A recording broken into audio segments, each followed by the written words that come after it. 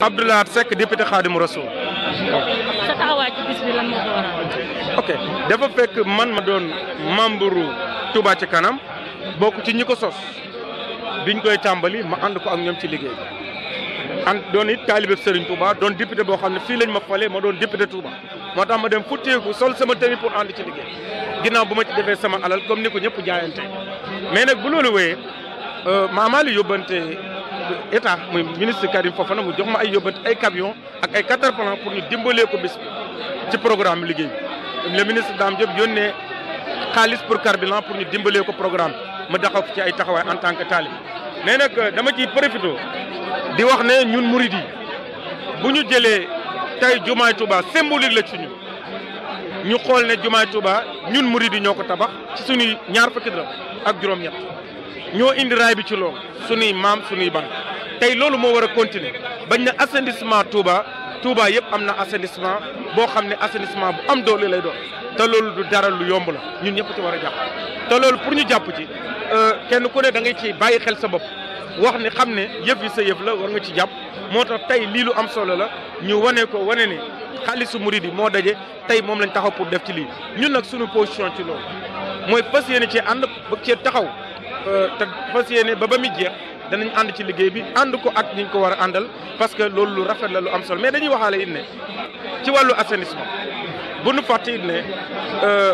li ñuy wax bassin de rétention bi nekk Ndaamaatu bi nekk Kër Ñang pour mu atteindre ndox mi jafe na mais war nañu xalaat ci sunu biir naka la ñuy def ba créewaat yeneen bassin de rétention yoo xam ne day génn dëkk bi pour ñu préparer ko denc fa ndox ma mën koo bayee parce que mënees na ko bayu noor te loolu lu préparé la loo xam ne ñëpp ci war a jàpp ñëpp ci war a góorgóorlu pour ñu teel ko préparé fi mu toll nii ñu nekk nii te loolu murid yëpp ci war a dugal seen loxo xam nga man ndoxu Touba assainissement ku ne xam na ne lu ne daj naa ko moo tax bi ñu engagé ne assainissement rek dafa maa daal di neex parce que laal nañ fi ma bëgg sama xol lañ laal moo tax ma engagé wu ci parce que assainissement Touba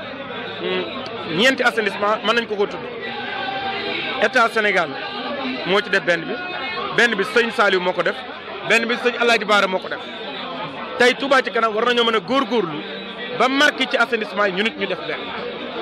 ndax alalu murid lañ yor la sëñ Saliou doon wax naan li ma yor alalu murid la alalu sëñ Touba la alalu sëñ Touba la yor nañ ko jël def ko ci dëkku sëñ Touba bi loolu wàññiwu dara moo tax ñu ngi félicité mboolem Touba ci kanam di wax nit ñi ne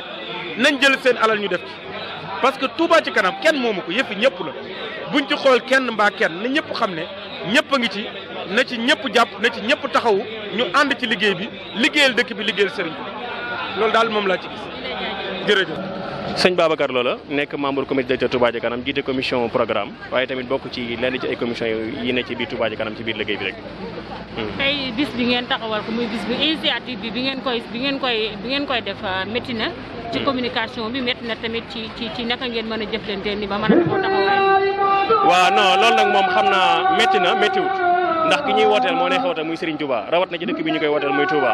gannaaw bi ñu Serigne bi joxee ndigal ci wàllu wi nga xam ne moo jëm ci assainissement bi ndigal itam mu teg ko ci bu ngeen ko manee wala ba bu diis ci yéen ak yërmaanem ju màgg ja bi ñu ko lancé rek jëmmi Serigne Touba ni ko nit ñi wuyu see tax na lépp lu mu waroon diis rek wayef na ko cooy rawat na itam ñu woote ko ci wàllum jaayante mi itam gis nañ kenn ku ne ci yéen wala boog mbooleem taalibe yëpp ñi man ñaar téeméer ñi man junni ba ñi man ay millions ba démb suñu plateau logistique bi rek yaa ngi gis 350 millions ci benn plateau même pas 3 heures de temps